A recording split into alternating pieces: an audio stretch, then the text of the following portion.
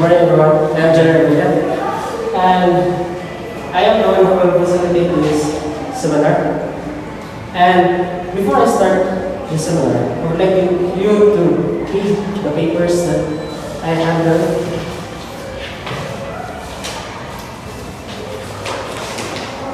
This seminar is about promoting greater access to education. As we all know, poverty is one of the problems that we faced.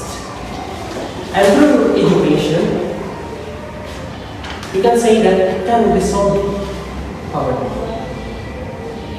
Based on my observation, a lot of professionals and also a lot of people who have gone to school has a much higher financial stability than any other people.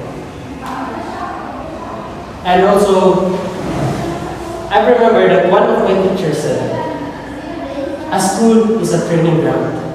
It helps us equip skills in order to face our future endeavors.